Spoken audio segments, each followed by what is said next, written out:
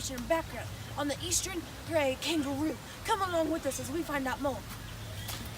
Good day, mates. We are here to share some information about the Australian kangaroo. They usually rest in the shade or shelter of trees or scrubs, moving out to graze late afternoon to early morning, when they will congregate in the open. This is to avoid the hottest part of the day. They communicate with a series of clucking sounds.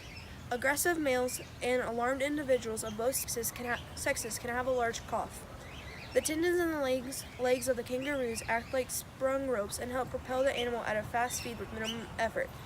Fun fact, the actual highest recorded speed was set by a female Australian kangaroo at 40 miles per hour. They are found in habitats ranging from semi-arid scrub through the woodlands, some farmland across areas with remnant vegetation and forest. They tend to favor denser scrubs and forests as well. Eastern gray kangaroo is a marsupial mammal that belongs to a small group called macropods. They have hind legs that are larger than their forelimbs. Their hind feet are also large and powerful. Their long muscular tail is used for balance when hopping and as a fifth limb when movements are slow. The fur is a light gray woolly color, except the face, which is darker, and a dark tip is also found on their tail. The eastern gray kangaroo is predominantly a grazing animal with specific food preferences. They are herbivores, favoring grasses, but will eat a range of plants, including in some cases fungi.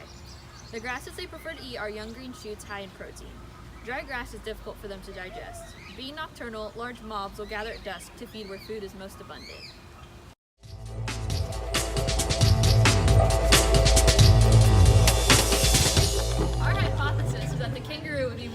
In the morning with cooler temperatures and less active in the afternoon when it got hotter.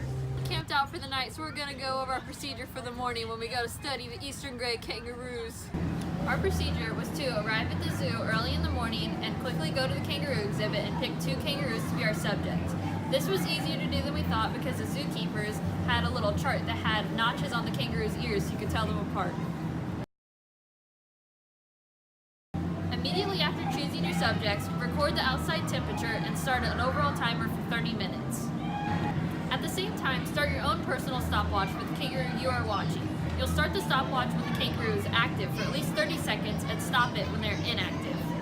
We will define being active as the kangaroo moving for at least 30 seconds. So start your stopwatch once the kangaroo has been moving for 30 seconds, and then stop it when it has been still for at least 30 seconds, and then restart it when it's been still. That way you can time the amount of time that it's inactive.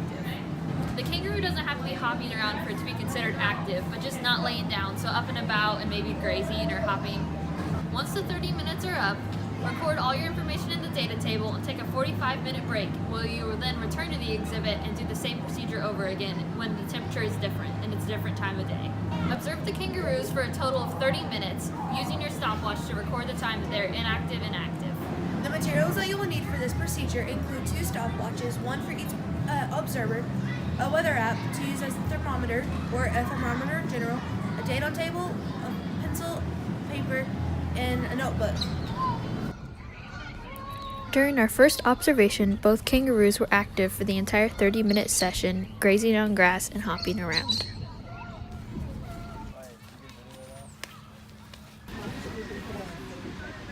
With the temperature only rising by 1 degree, our second observation looked much like the first, except for the kangaroos were on the other side of the enclosure. During our third and final observation, the kangaroos started to lay down and become more inactive, except for one kangaroo that we were watching, which remained active the entire time. Some people rowed a boat.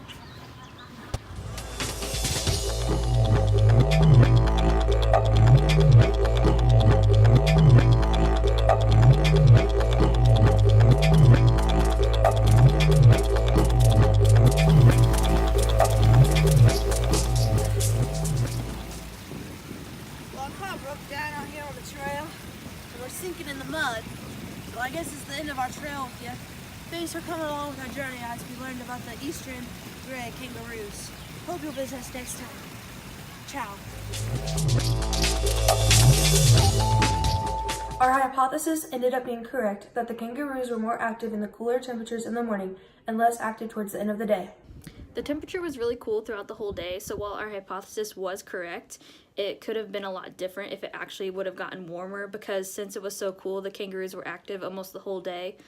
and one kangaroo was actually active for all the 3 time periods that we watched it. It was also hard to follow our subjects because while we did have the ear markings to tell them apart, sometimes they would hop away or be grazing, and it was hard to see the marks on their ears.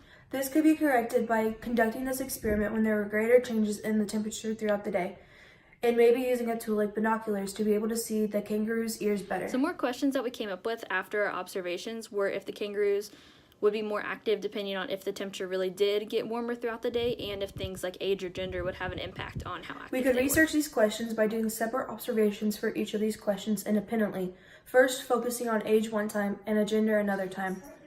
We could keep the same procedure as before, but pick out different subjects based on their age or gender to test whether a greater change in temperature affected the activity of the kangaroos. We could also test our hypothesis on day, where it is supposed to get a lot warmer throughout the day instead of staying the same temperatures throughout the day. Our new investigation would be to see if kangaroos are more active when there are less people at the exhibit, and then less active when there are more people, and if there are louder, bigger groups, how that affects their activity. Our hypothesis for the new procedure could be that the kangaroos would be more active when there are less people in the exhibit, and less active when there are larger, louder crowds gathered around the exhibit. Our procedure would closely resemble the procedure from last time, using 30-minute intervals to watch the kangaroos. Except for this time, we would also make a data table to count the amount of people at the exhibit and then time how long that they were there and how this impacted the activity of the kangaroos. We would need a timer for at least 30 minutes and a stopwatch to time how long people are at the exhibit, as well as a data table to record the amount of people at the exhibit and how long they stayed there. The data from this experiment would be really useful for zookeepers to see if there should be a maximum amount of people allowed at the exhibit if it negatively affects the kangaroo's behavior. Alright, we're getting ready to go down onto the Crocodile Creek. We'll meet you down at the kangaroos. We out here on a Crocodile Creek, just taking a little boat ride.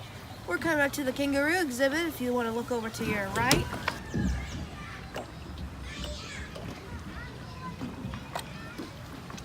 We're here with our kangaroo friends, especially Addie and Flute, who have been along with the ride for us today. Here they are looking over at our right. They're just eating away. Hello, Addie. How are you? That's good. It's looking dangerous. Past the kangaroos and we're coming into the tunnel, the crocodile tunnel. We're going through the crocodile tunnel after we got through by the kangaroos. There's no kangaroos out here. The crocodile tunnel is just getting darker. We made it. We made it through the crocodile tunnel. We're alive in Crocodile City.